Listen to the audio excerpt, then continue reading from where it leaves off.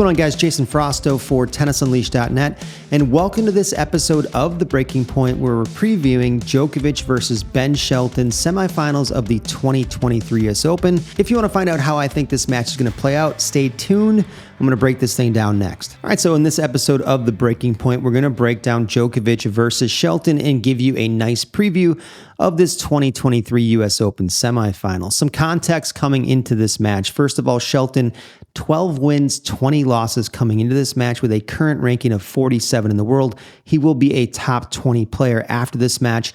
And Djokovic coming in 38-5 on the season with 2 Grand Slam victories, right? Winning Australia and the French Open and losing the finals to Carlos Alcaraz at the 2023 Wimbledon event, right? So if we look at it from that point of view, we're pretty confused as to how Ben Shelton got here, right? But Ben Shelton has a very big attacking game, and he showed that at this year's 2023 Australian Open, making a nice run there to the quarterfinals before going out to Tommy Paul. Now, Ben Shelton has made some big improvements in his game over the course of this season. He has struggled a little bit, right? 12-20 record coming into this event, but I'll get into that in a second, why I feel like he struggled playing the tour for the first time. And it goes back to his junior days, right? So when he was a junior developing, he started at the age of 9 years old. His dad was a touring pro who played in the 80s/90s and got to a career high of 55 in the world, had a very silky smooth game, right? As a young American player, played very well, and then ended up coaching college tennis at the University of Florida.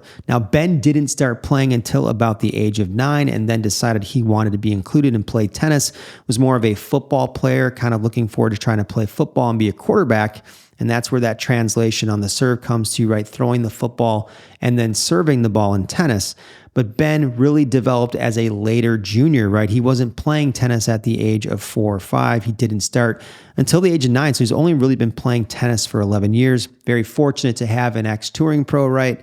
And good coach as his father that could help him fast track his development. And one thing, though, that did cost Ben a little bit this year, I believe, is Ben was held out of ITF junior tournaments as a junior player in the US. A lot of players, especially when I was at the USTA back in 2014 and 2015, players were encouraged to play ITF junior events and really get used to a travel schedule, playing internationally, getting used to being in different time zones, different food, different things, different cultures, and experiencing that and getting used to it so that when they transition to the tour later on in their career, they'd already be accustomed to all those things. Well, Ben's dad, right, Brian Shelton, held him out of those ITF junior tournaments, allowed him to play in Florida and across the US, but no travel outside the country. So I believe Ben's first year on tour, number one, you're just getting acclimated. But number two, he doesn't have that travel experience that a lot of other players have growing up in the US. So to me, that's one of the biggest factors as to why he's had a little bit of a rough season after that initial Australian Open run, right? His first time playing on red clay, was this year. His first time playing on grass was this year. He's not used to the surfaces. He's not used to the travel, the large changes in time zones, and then also the different types of food that you're experiencing when you go from country to country, right?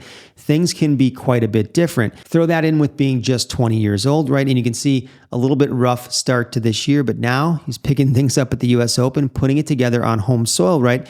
And he's doing that with a massive serve, very positive attitude, and a really good energy on the court. And if we just look at how both players got here, right? Shelton first round match against Kashin takes him out in 4 sets. Second round ends up playing Dominic Thiem, wins the first set 7-6, and then Thiem defaults down 1-0 in the second set. Third round, he gets a tough opponent in Aslan Karatsev, who's been top 30 in the world before and who had a nice lead-up tournament before the US Open, having a nice result on hard courts. But again, Shelton disrupts him and bagels him in the 4th set pretty comfortably. Fourth round, right? Tommy Paul, a very true test. Tommy's had a good year this year, been very solid across the board, and has been playing very well this summer. Also at a career high all time, I believe, right? 13 or 14 in the world at this point. And Shelton ends up taking him out in 4 sets in what is a very close match there. And then we finally get the matchup, with Frances Tiafoe, who at this event has been playing very, very well.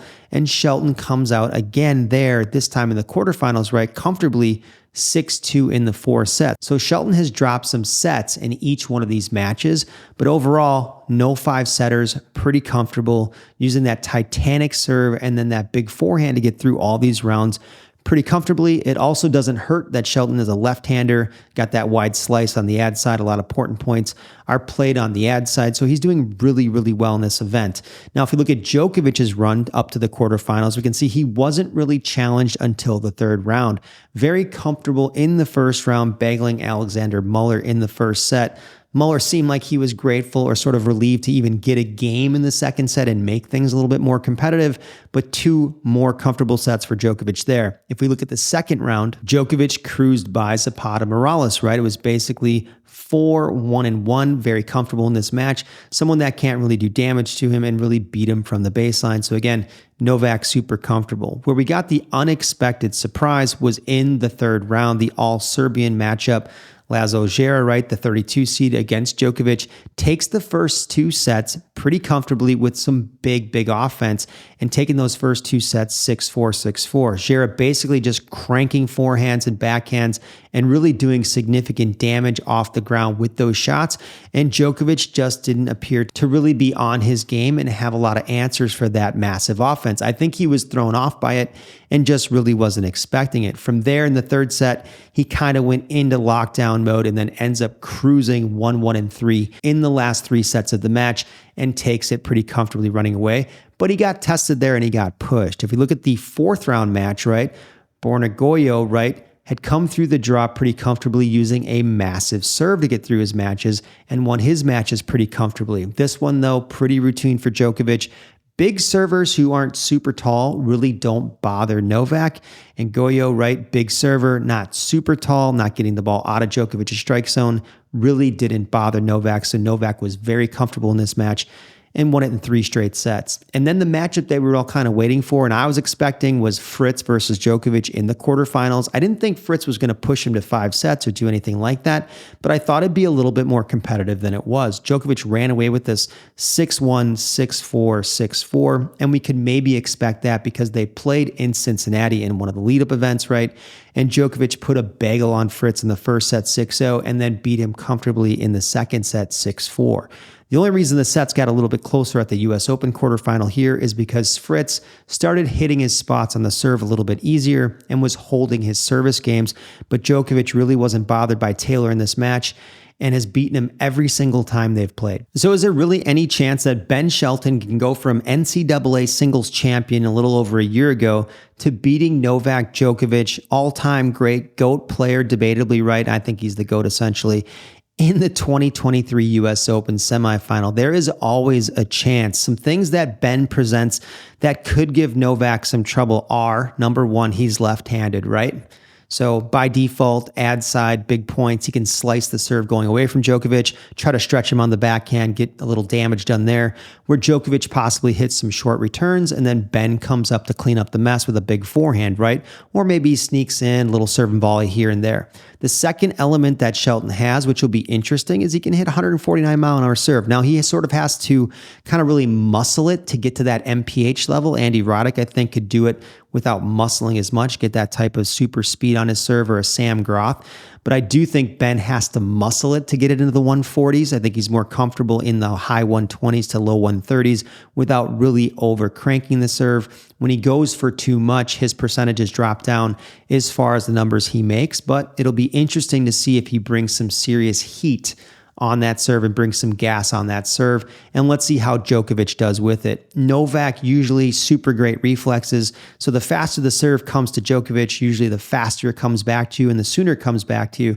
So it'll be really interesting to see what Ben does, knowing he can bring the heat, and see how Djokovic reacts to that. And if he does, what Novak essentially does. The next really interesting element of Shelton's game that could give Djokovic trouble, right, is that Titanic forehand.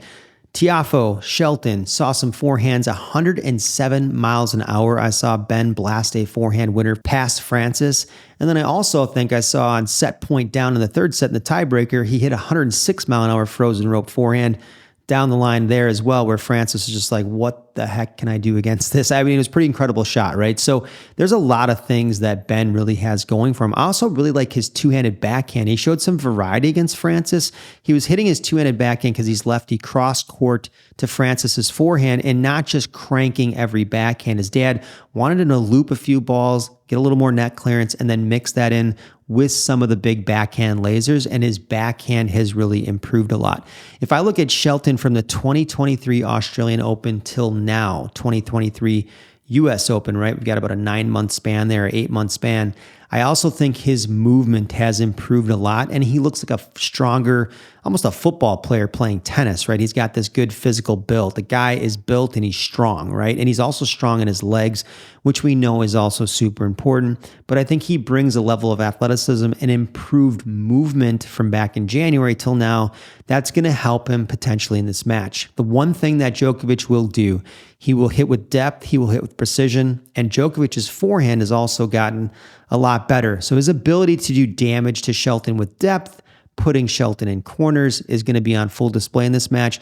And we'll see how well Shelton moves in and out of corners when Djokovic puts him in these bad spots and how quickly he's able to recover. You have to be very quick in between shots to have any chance to beat Novak. If your quickness isn't up to par and your agility and your ability to recover between shots, Djokovic will beat you all day long.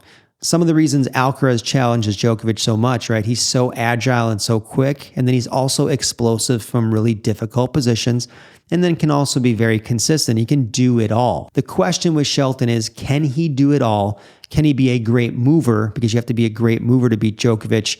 Otherwise, you're in big trouble. Another really interesting element, if we look at Djokovic's career head-to-head against Ivo Karlovic, it might apply in this match. And you say, Jason, how the heck does Novak's career head-to-head apply in this match against Ben Shelton? Well, Novak had some serious troubles in his career against Karlovic, right? If we look at the career head-to-head, it's 2-1 Karlovic.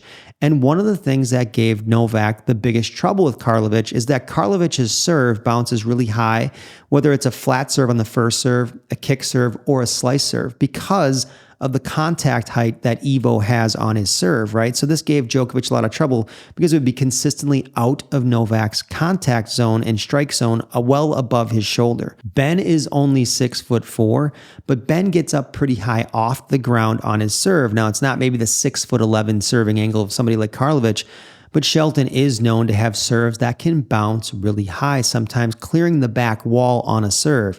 If he's able to produce high bouncing serves against Djokovic, not just kick serves, but even first serves that bounce high outside of Novak's strike zone, he may get a lot of looks at short returns where he can spank some forehands into the open court or hit behind Novak. This can set him up for some very easy 1-2 punch type situations.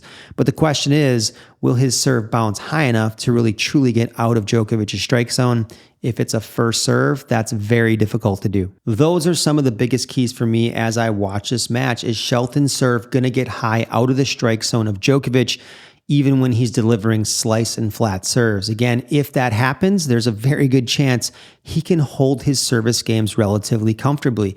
If that's not the case, I think Djokovic is going to do very well against purely pace from Shelton and will have no issue. I'm taking Djokovic in this match in 4 sets. If Ben can have a really hot set where he's hitting some of these titanic forehands from crazy positions and he's mixing up that lefty serve really well, not just hitting bombs on the lefty serve, but hitting the wide slider, hitting the slider into Djokovic's hips, hitting the flat serve, mixing in some kick serves and an occasional serve and volley, I think he has a chance to slip through with 1 set here. But overall, I'm taking Novak in this match, 4 sets or less, pretty comfortably. I think we'll see, though, some very exciting tennis. And for Shelton, this is a very good opportunity to test yourself against the best of the best and then continue to raise your level because, again, he's only 20 years old. He's Carlos Alcaraz's age. So for him, this is really just the beginning. All right, guys, that wraps it up for this preview and prediction of Shelton versus Djokovic 2023 US Open semifinals. If you feel like you learned something today or found this video helpful at all, make sure you smash the like and subscribe button. I'm Jason Frausto. That wraps up this episode of The Breaking Point. I'll see you next time.